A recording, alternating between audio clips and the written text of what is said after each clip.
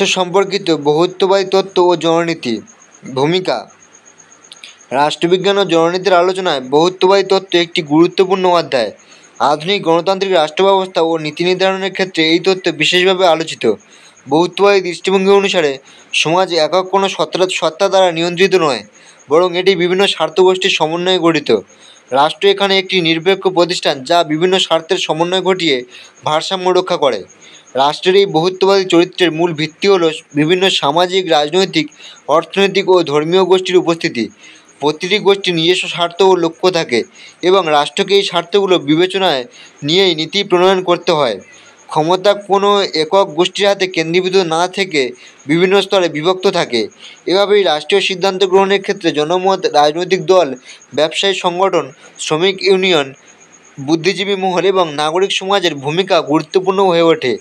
এই তত্ত্বের মূল প্রবক্তাদের মধ্যে অন্যতম হলেন হ্যারল্ড ল্যাস্কি, আর্নেস্ট বার্কার, জি.ডি.এইচ. কোল এবং ম্যাকাইভার।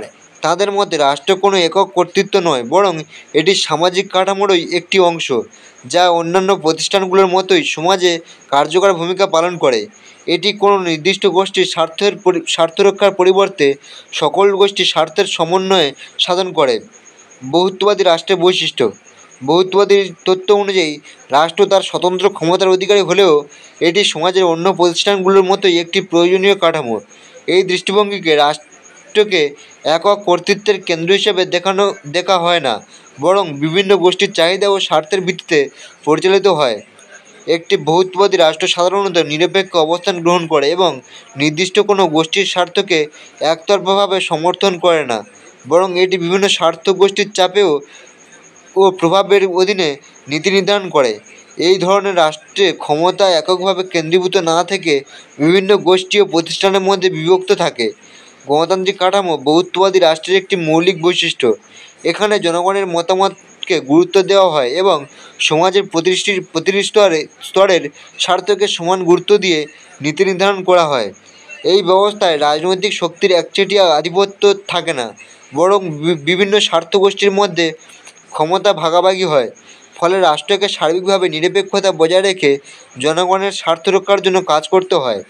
এই ধরনের রাষ্ট্রের নীতি নির্ধারণ পদ্ধতি সবসময় একটি মধ্যস্থতার মাধ্যমে পরিচালিত হয়। সমাজের বিভিন্ন অংশের চাহিদা ও প্রত্যাশা বিবেচনায় নিয়ে রাষ্ট্র তার সিদ্ধান্ত গ্রহণ করে। এর ফলে সরকারকে সর্বদা ন্যায় বিচার নিশ্চিত করতে হয় এবং প্রতিটি গোষ্ঠীর মতামত বিবেচনায় নিতে হয়। জননীতির উপর বহুত্ববাদী তত্ত্বের প্রভাব।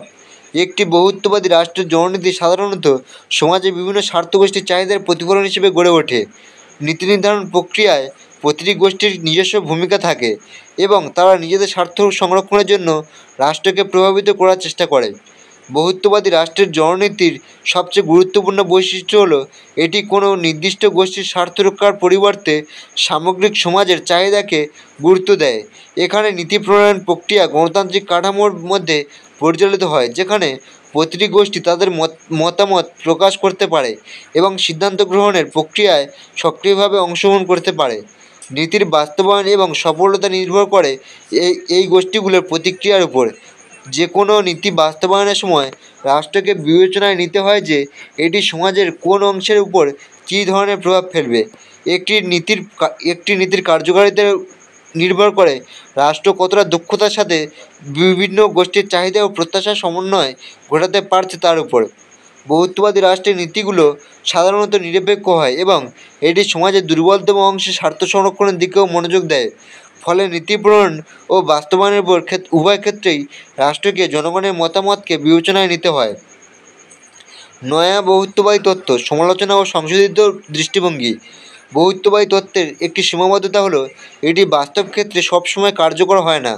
অনেক ক্ষেত্রে প্রভাবশালী গোষ্ঠীগুলো রাষ্ট্রের উপর এত বেশি প্রভাব বিস্তার করে যে এটি সার্বজনীন স্বার্থ রক্ষার পরিবর্তে বিশেষ গোষ্ঠীর প্রতি পক্ষপাতদুষ্ট হয়ে পড়ে। এই সমালোচনার ভিত্তিতে নয়া বহুত্ববাদী তত্ত্বের উদ্ভব ঘটে। নয়া বহুত্ববাদী দৃষ্টিভঙ্গি অনুযায়ী রাষ্ট্র কেবল মধ্যস্থতাকারী নয়, বরং এটি নিজস্ব স্বার্থ সংরক্ষণের দিকেও মনোযোগ দেয়। নয়া বহুত্ববাদীরা মনে করেন আধুনিক রাষ্ট্রগুলোর নীতি নির্ধারণ প্রক্রিয়া সবসময় গণতান্ত্রিক নীতির ভিত্তিতে পরিচালিত হয় না, বরং এটি কখনও কখনও কর্পোরেট প্রতিষ্ঠান, অর্থনৈতিক লবি এবং প্রভাবশালী রাজনৈতিক গোষ্ঠীগুলোর দ্বারা প্রভাবিত হয়। এই দৃষ্টিভঙ্গির ভিত্তিতে দেখা যায় যে নীতি নির্ধারণের ক্ষেত্রে সবসময় গণতান্ত্রিক নীতি অনুসরণ করা হয় না। অনেক সময় রাষ্ট্র শক্তিশালী কর্পোরেট গোষ্ঠী বা রাজনৈতিক লবির চাপে সিদ্ধান্ত গ্রহণ করে। ফলে অনেক নীতি জনগণের বৃহৎ অংশের স্বার্থ রক্ষার পরিবর্তে একটি বিশেষ গোষ্ঠীর স্বার্থ রক্ষায় বেশি মনোযোগী হয়। উপসংহার: রাষ্ট্র সম্পর্কিত বহুত্ববাদী তত্ত্ব আধুনিক গণতান্ত্রিক ব্যবস্থার অন্যতম ভিত্তি হিসেবে কাজ করে। এটি সমাজের বিভিন্ন গোষ্ঠীর স্বার্থ সংরক্ষণের মাধ্যমে ভারসাম্য রক্ষা করে এবং রাষ্ট্রকে একটি নিরপেক্ষ প্রতিষ্ঠান হিসেবে প্রতিষ্ঠিত করে। তবে বাস্তব ক্ষেত্রে রাষ্ট্র সবসময় নিরপেক্ষ অবস্থান বজায় রাখতে পারে না এবং নীতি নির্ধারণ প্রক্রিয়া অনেক সময় প্রভাবশালী গোষ্ঠীগুলোর দ্বারা নিয়ন্ত্রিত হয়। নয়া বহুত্ববাদী সমালোচনা দেখিয়েছে যে রাষ্ট্র সবসময় সবার স্বার্থ রক্ষা করতে পারে না এবং অনেক ক্ষেত্রে নির্দিষ্ট শক্তিশালী গোষ্ঠীগুলোর দ্বারা প্রভাবিত হয়। তাই রাষ্ট্রের উচিত জনগণের স্বার্থকে অগ্রাধিকার দিয়ে নীতি নির্ধারণ করা এবং বিভিন্ন স্বার্থ গোষ্ঠীর চাহিদার সমন্বয় ঘটিয়ে ন্যায় বিচার নিশ্চিত করা। গণতন্ত্র এবং ন্যায় বিচার প্রতিষ্ঠার জন্য রাষ্ট্রকে অবশ্যই স্বচ্ছতা, নিরপেক্ষতা ও সমতার ভিত্তিতে পরিচালিত হতে হবে।